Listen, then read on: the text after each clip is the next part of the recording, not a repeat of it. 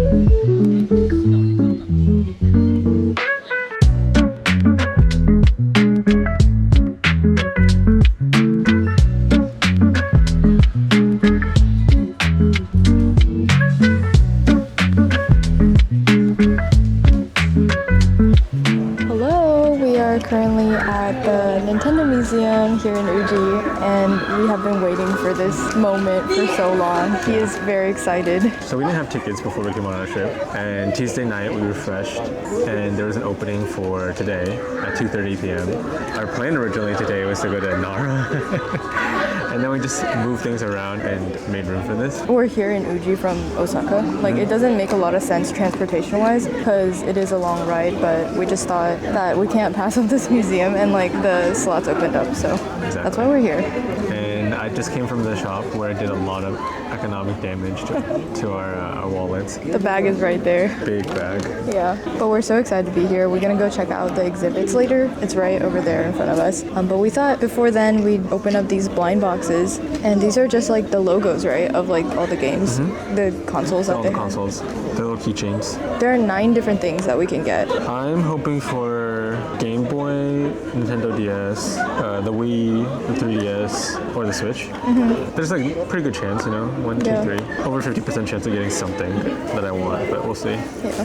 The consoles I played the most, I think, are the Nintendo Switch and the DS. The Wii is very nostalgic for me.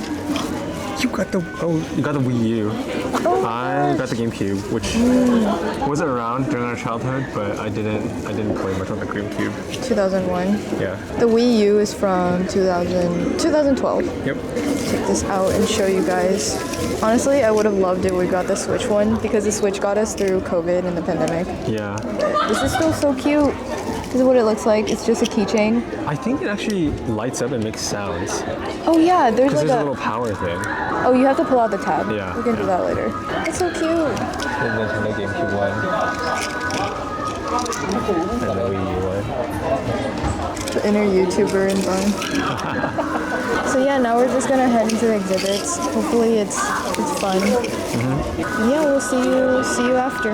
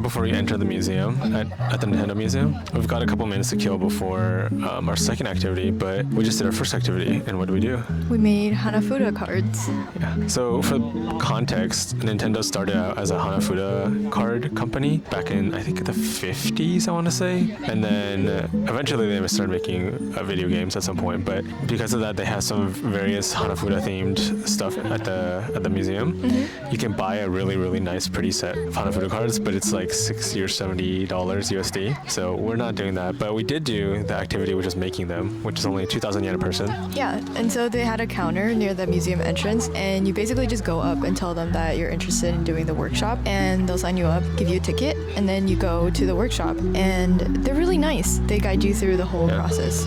Super helpful. It's really, really, really easy. There's like stencils and step-by-step instructions that are printed out. And so even if you're not super artistic, you can definitely still do it. Mm-hmm. It was a little stressful at times due to time. I think we had an hour to do it, but it just felt like it went by so fast. Yeah. So that was fun, and now we are going to go learn how to play Hanafuda. There's like special Nintendo Museum rules, so we won't know how to play like the traditional 100 card Hanafuda, but it would be fun to learn how to play a little bit. Yeah. And then after the class, we have plans to eat at the cafe. And the cafe looks really good, honestly. They serve burgers. Yeah, it's burgers. You can customize it or order a preset. I think the combo is like 2,100 yen for a burger that's custom, fries or coleslaw, and a drink. And so we're pretty excited to eat after. Yeah, I'm getting so hungry after all these activities.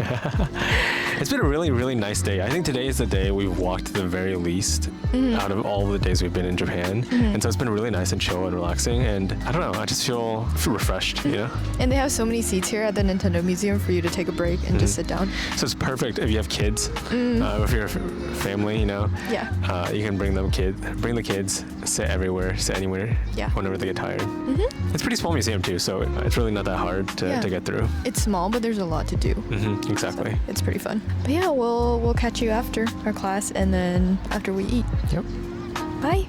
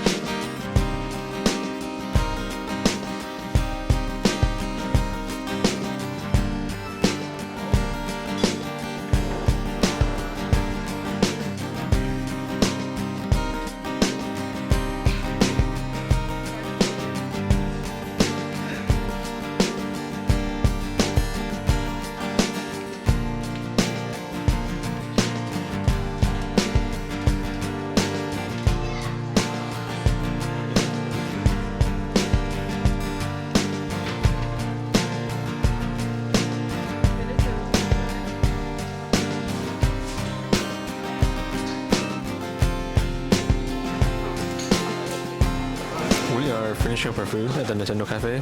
It's actually surprisingly pretty decent. They've got these burgers you can either customize or order a special shirt off of their menu.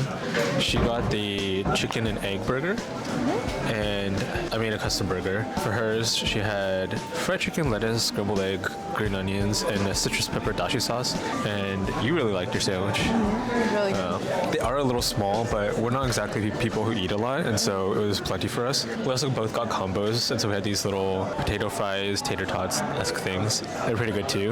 We also got a drink each. Yes. This is white grape juice. Yeah, we both got the same drink. Also pretty good. And then I got a custom burger. I did the normal buns, a mushroom, fried tofu, stir-fried lotus root, and lettuce. And I really, really like the stir-fried lotus root. I honestly wish I could have gotten stir-fried lotus root times like 3 for all 3 of my toppings. It was just so good. And then I got black curry sauce with that. Ooh, But, black yeah. curry sauce? Overall, it was just really good. It was really unique. Honestly, I haven't had a burger like that before. Granted, I haven't had a lot of burgers in Japan, so I don't know. It could be standard. But it was really good, especially for a place that builds itself as a museum, having a cafe that serves such unique food and food that's themed around their intellectual properties. We were talking about how this is like the best museum food we've ever eaten. Yeah. Purely because of, I don't know, it actually tasted good. It didn't taste like they were just trying to like feed you. It felt like they were actually trying to make the food taste good. It's not exactly like gourmet or anything, so don't expect like Michelin star food, but it's pretty solid for food at a place that's kind of like a museum or theme park-esque place. Maybe our standards are just lower because we're from the United States, but we felt like the food was pretty decent. Yeah, it's a 6:20. We're gonna pop back into the shop and then run to the interactive exhibits at the end of the museum and play some games. The museum closed at 7, so we gotta be quick. Earlier, the card game. Yeah, we did another interactive experience where we played Hanafuda, a simplified version of a Hanafuda game. It was really fun. It was so cool. Yeah, it was really cool. We ended up getting to play 5 times in 30 minutes. I won 3 of the times and you won 2 of the times. He just had to throw that one in there. But it was really cool because it had like a projector that was like projecting onto the mat where you play the game. And then it was basically teaching you step by step what to do. So it would be like my turn and show me like what cards to move where. And then it would be like, please wait for your turn or something. And then it'd be his turn. And then the projector would tell him what to do. And so they basically held your hand throughout all of the games that you played. And it was just really, really seamless. And they had an English version too, which just made it really nice. Yeah, they automatically scored your stuff too, your points. And so you didn't have to like look through and see what your score was at all at the end. Yeah. We're gonna head off to the museum now and Round play 2? some games. Yep. But yeah, we'll catch you later.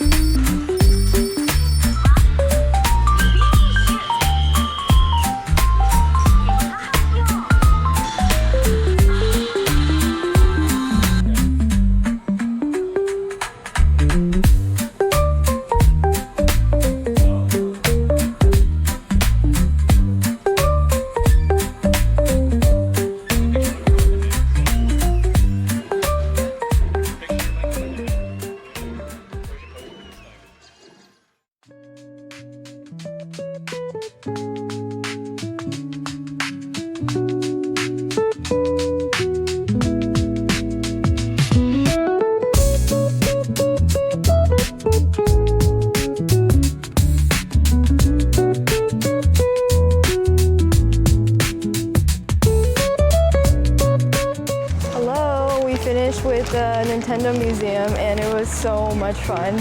I would highly recommend checking it out. I feel like, I don't know, we just had the best time. Do you want to talk about it? Yeah. So when we were struggling to get tickets, which we were struggling to get tickets for a couple months there.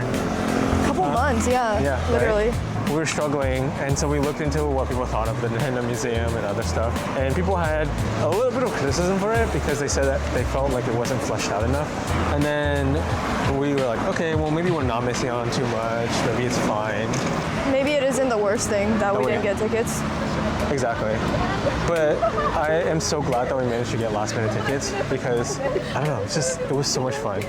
And I get what people are saying in terms of like the museum exhibits itself not being anything like super compelling, because for the most part, a lot of the stuff is very much just displays of like old games and old consoles, and very, very little in the way of explaining like how they came to be and like the development process and so on and so forth. But there's a lot of interactive things to do. There's a couple of different workshops you can do. You can make 4 Hanafuda cards. You can play Hanafuda. Yeah, and so those are the 2 things. You can play a lot of like games. You use like, they give you 10 coins when you check in, and then you can allocate those 10 coins to whatever interactive games you want to play. So yeah, all in all, it's really fun, especially if you grew up playing Nintendo games and like on Nintendo consoles, then it's something that might bring a lot of nostalgia back for you, including being in the shop. And we also we like to buy a lot of like themed goods and character goods. And so it was really fun to be there. I would highly recommend being there around closing time to play the games because there's like no wait in the lines at that point. We got to do like whatever games we wanted to play. No wait at all, just like one game after another. Yep. And it was great. Yeah, we just breezed right through. Yeah, it was so much fun. Alicia and I almost didn't want to leave. We were kind of sad. We were like, oh, it's so nice here. Like, especially when there's nobody around, it's so nice. We don't want to go. But yeah, would highly recommend it, especially if you like more interactive experiences. There's plenty to do. And everybody there, all of the staff who helped us, all the employees, like they were all so nice. Yeah. And they tried their best to speak English with us since we couldn't really communicate with them that well. But it was a really amazing experience. Yeah. All right, we are here at the train station, about to head back to Osaka. That's it for our day trip, our little trip out to Fuji. We'll be in Kyoto in just tomorrow. Moving cities. But hope you guys enjoyed. Thank you for watching.